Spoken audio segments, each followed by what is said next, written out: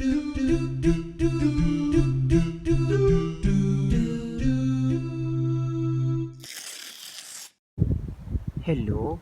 I am Huni and I am your local unicorn.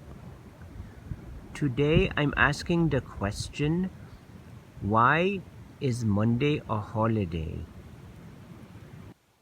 So, why is Monday a holiday? Well, Monday is Dr. Martin Luther King Jr. Day, and I think a lot of people know about the I Have a Dream speech. But do you really know a lot about Martin as a younger person and about his life?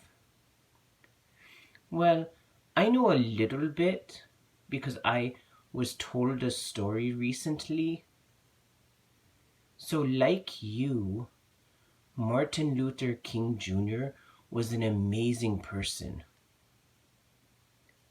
One story I liked hearing about was how he and his siblings used to play pranks on people. Because I think pranks are funny sometimes.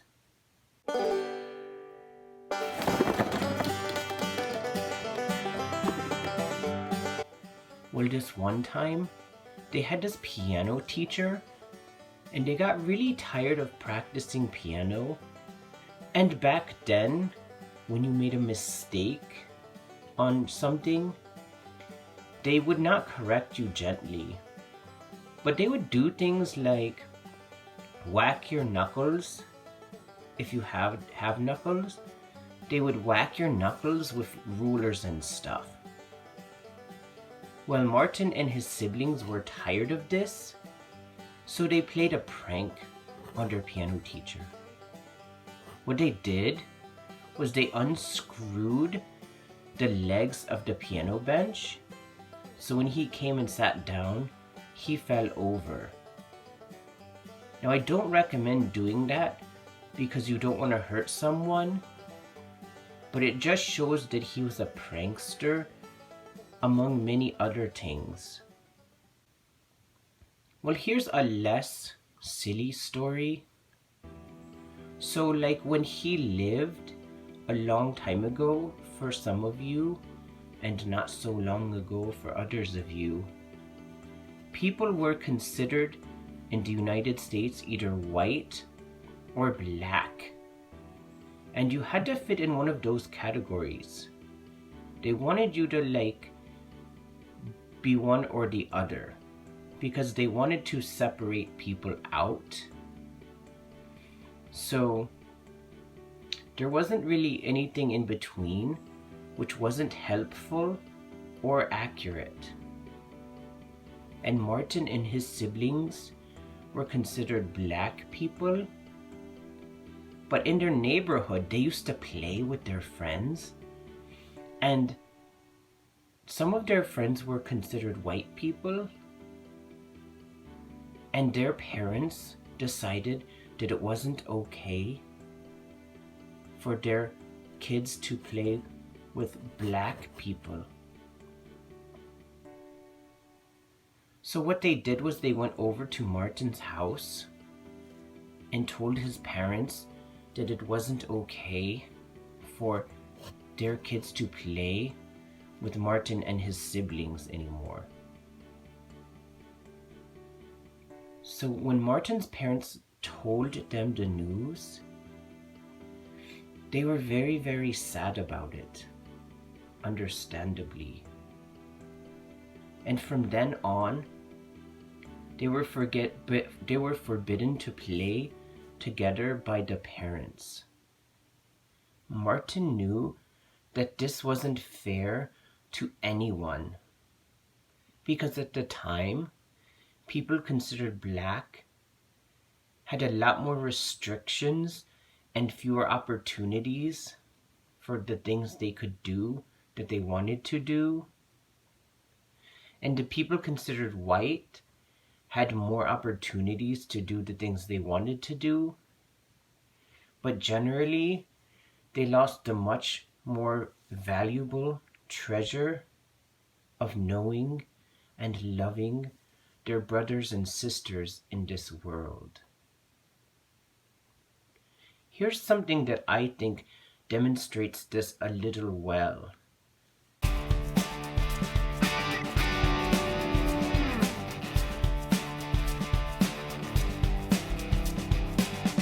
So I don't think that this illustration means that there are like little Fisher Price people inside of everyone. I think it's just showing that it's surprising how much we all are like each other if we really get down to it. And inside of every single person is a universe, a beautiful and vast universe. This I don't mean like figuratively, this is pretty much literal. So inside of everyone, when you get to know them, their spirits are vast and beautiful and amazing. When I was a littler unicorn, I used to wonder, why am I me? So out of all of the creatures in the entire universe, why is it that I am this little unicorn? A lot of unicorns believe that when we are finished living our lives and completing our mission in this world, that we go on to another world. But before we can enter, we have to experience the impact we had on all of the other creatures that were around us. It would be like we become like them. What I like about knowing this or thinking this is that it reminds me of the spiritual connection that I have with others. It also reminds me that all beings are miraculous beings that sometimes have to struggle to meet the needs of our bodies, minds, and spirits in this world. There is another unicorn saying that I wish to share with you that reminds me of Dr. Martin Luther King Jr. It says, "Don't let anything get in the way of your relationship with God or other people. Not things, not thoughts, and not feelings." That feels pretty deep.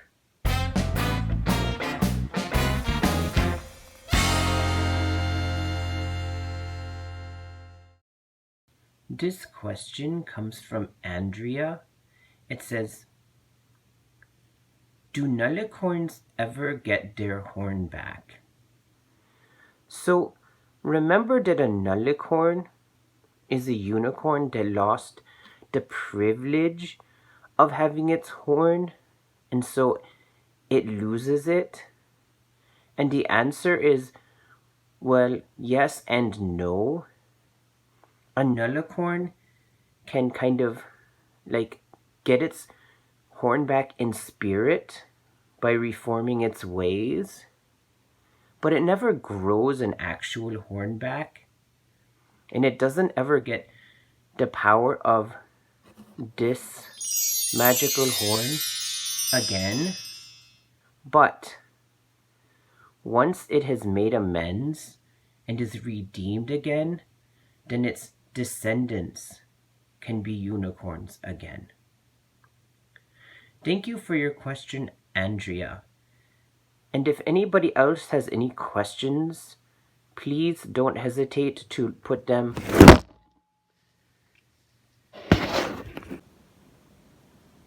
If you would like to improve the reach of this channel, you can click on the like button down below because I hear that that helps make it so more people know about us.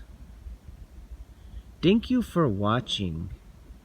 And as always, let your light shine and keep being amazing to all the people around you. I look forward to seeing you next time. Goodbye.